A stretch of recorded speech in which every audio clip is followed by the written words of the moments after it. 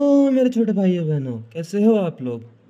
कल वाली वीडियो देखी आपने? आरएलवीपी का टॉपिक था हमारा, उसमें कॉलिगेटिव प्रॉपर्टी हमने शुरू कर दी थी। कॉलिगेटिव प्रॉपर्टी में क्या होता है हमारा, बताओ मेरे को। कॉलिगेटिव प्रॉपर्टी वो वाली प्रॉपर्टीज़ होती है ना जिसके अंदर कि नंबर ऑफ वो देखे जाते हैं, मॉलिक्यूल्स देखे जाते हैं, ना कि उसकी नेचर, ना उसकी क्वांटिटी। मतलब उसकी क्वांटिटी देखी जाती है पर उसका नेचर नहीं देखा जाता। मतलब कि जो होती है क्वांटिटी डिपेंड होती है, क्वालिटी पर डिपेंड नहीं करता। ठीक है, ये वाली चीज़ कल हमने पढ़ी थी, है ना, याद होगा आप लोगों को।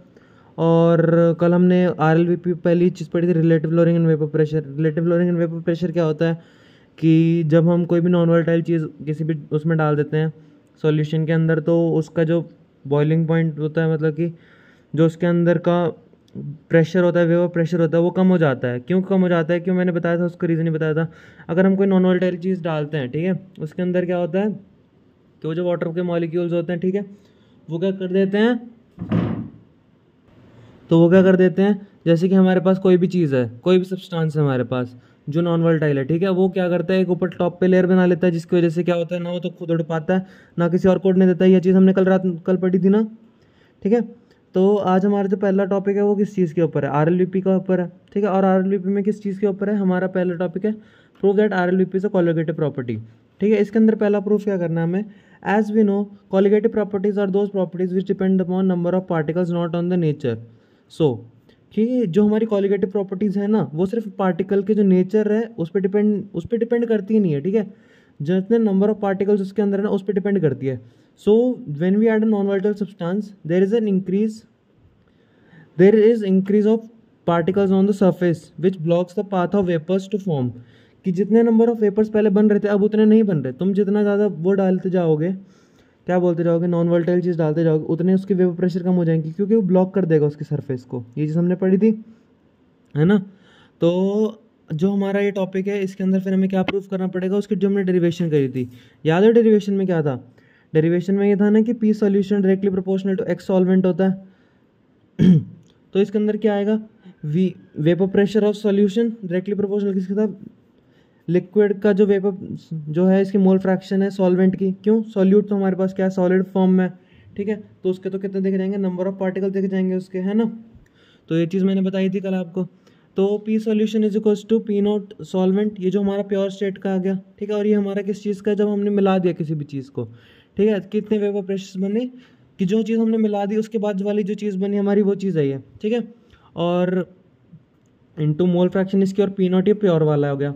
फिर हमने क्या करता, प्रूफ करा था, इसकी डेरिवेशन करी थी हमने, पूरी पूरी प्रूफ कर दी थी। उसके बाद हमारे पास जो फाइनल रिजल्ट आया था वो क्या आया था, X solute is equals to P naught solvent minus P solution upon P naught solvent. ये चीज़ हमारी डेरिवेशन में आई थी। तो अगर इतनी बात क्लियर हो गई तो हम आगे बढ़े, और अगर नहीं हुई तो एक बार फिर दोबारा वीडियो एक बार बैक करके फिर दोबारा पॉज करना, एक बार लिख लेना इसको, स्क्रीनशॉट ले लो इसका, और जैसे स्क्रीनशॉट ले लो हम नेक्स्ट टॉपिक पर बढ़ देंगे। आई होप कि आपने सबका स्क्रीनशॉट ले लिया होगा, है ना, ले लिया होगा ना। तो अब हमारा जो नेक्स्ट टॉपिक है वो किस चीज़ के ऊपर है, जो हमारा है ये R L V P by molecular mass, ठीक है। R L V P by molecular mass क्या होता है, इसका एक बार स्क्रीनशॉट ले लो, उसके बाद मैं पूरा एक्सप्लेन करता हूँ इसको, ठीक है। कुछ नहीं है, सारा बेसिक कंसेप्ट है, लिंक्ड है उससे, तभी मैंने इसको डिराइव करके नहीं दिखाया, नहीं तो बेसिक सारा कंसेप्ट लिंक्ड है उससे तभी। नहीं तो अगर नहीं लिंक होता, कोई नया टॉपिक होता, मैं पूरा लिख के दिखाता आप लोगों को, ठीक है। टेंशन मत लेना उसकी चीज़ की। अगर आज टॉपिक लिंक हो रहा है तो इट मीन्स कि उस वो इंपॉर्टेंट है, बट उतना ज़्यादा नहीं कि उसको लिखने की ज़रूरत पड़े। बस आप एक बार इसका स्क्रीनशॉट ले लो और खुद ट्राई कर लेना घर पे, तो ये उतना इंपॉर्टेंट, ठीक है। तो इसको ट्राई करो। जैसे हमारे पास ये है 1 माइनस, जो हमारे हमने ड्राइव करा, हमने नॉर्मल ड्राइव कहाँ तक करा था, इसको यहाँ तक कर दिया था हमने इसको नॉर्मल ड्राइव, ठीक है। याद होगा हमने यहाँ तक नॉर्मल ड्राइव करा इस चीज़ को, ठीक है। यहाँ पे हमारा सॉल्यूट आ गया, मतलब कि हमारी मोल फ्रैक्शन सॉल्यूट क्या, क्योंकि हमें पार्टिकल्स मिल गए इस चीज़ में, है ना। हमारे पास ये आ गया लोअरिंग एंड वेपर प्रेशर, उसका रिलेटिव लोअरिंग आ गया हमारी वेपर प्रेशर की, उसके साथ उसके सॉल्यूट का आ गया। अब हमारे पास क्या आता है, इसकी अगर हम मोल फ्रैक्शन निकालें, हमने क्या बात करी थी, मोल फ्रैक्शन क्या होती है, x2 upon x1 plus x2। अगर हम x2 सॉल्यूट को माने, ठीक है, अगर हम इसको n1 भी मान ले तो भी कोई प्रॉब्लम नहीं हमें, ठीक है। तो अगर हमने इसको n2 मान लिया, ठीक है, तो भी उसमें प्रॉब्लम नहीं है, कोई दिक्कत नहीं है उस चीज़ में, तो है ना। तो हमने क्या बोला कि जो n2 upon n1 plus n2 है ना, तो क्या हो गया, n2 हमारे पास क्या होगा, सॉल्यूट, और n1 हमारे पास क्या होगा, सॉल्वेंट, ठीक है। और जो हमारा सॉल्यूट होता है ना, हमारी क्वांटिटी लगा लो एक टाइप से नेग्लिजिबल ही होती है, ठीक है, तो हम उसको निगलेक्ट कर सकते हैं। तो जो हमारे पास होता है ना, P naught minus P S upon P naught is equals to क्या होता है, n1 अपॉन n2। और n1 इसमें कांस्टेंट होता है, क्यों, वेपर प्रेशर तो कांस्टेंट होंगे, वो बढ़ थोड़ी सकते हैं किसी लिक्विड के। जितने निकलेंगे उतने निकलेंगे, उससे ज़्यादा तो नहीं निकल सकते, उससे कम नहीं निकल सकते, है ना। उसके अंदर लोअरिंग या फिर वो चीज़ होएगी और तो कुछ नहीं होगा उसके अंदर, तो वो कांस्टेंट हो गया।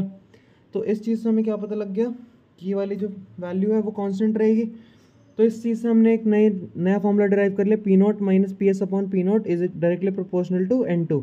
और हमने एक और चीज़ बोली थी कि जो RLVP होता है वो जो कॉलिगेटिव प्रॉपर्टी है, ठीक है, और कॉलिगेटिव प्रॉपर्टी किस पे डिपेंड नहीं करती, उस पर नेचर पे डिपेंड किस पे करती है, मोल्स पे, ठीक है, उसके पार्टिकल्स पे, नंबर ऑफ पार्टिकल्स कितने होते हैं उसके अंदर, इस चीज़ पे डिपेंड करती है ना हमारी कॉलिगेटिव प्रॉपर्टी। बोलो हाँ कि ना, है ना। तो ये चीज़ क्लियर हो गई। फिर इसके बाद हमारे पास क्या आता है, एक बार इसका स्क्रीनशॉट ले लेना, ठीक है। फिर इसके बाद हमारे पास ये आ गया ये चीज़, एक्सप्रेशन ऑफ मास, ठीक है, कि हमारे पास जो सॉल्यूट है उसका M1 है और सॉल्वेंट का M2 ले लिया हमने मास, ठीक है। इसके अंदर क्या आएगा, हम इसको फिर से निगलेक्ट कर सकते हैं क्योंकि बहुत छोटी क्वांटिटी होती है। इफ़ हमारे पास समझो कि हमने 1000 के अंदर 0.4 ले लिया, मतलब ये बहुत छोटा है, ठीक है, मतलब कि 1000 के अंदर हम बोल रहे 0.4, हमने इतना चुटकी भर का भी नहीं लिया उसको, ठीक है, ड्रॉप साइज भी नहीं लिया हमने जब उसको, तो हम उसको निगलेक्ट ही बोलेंगे कि उसके अंदर पड़ा ही क्या, डाइल्यूट ही एक टाइप से पूरा पूरा, है ना। तो इस चीज़ में हम निगलेक्ट कर देते हैं इस चीज़ को। तो हमारे पास क्या फॉर्मूला बन के आता है, P naught minus P S upon P naught is equals to M1 upon M2।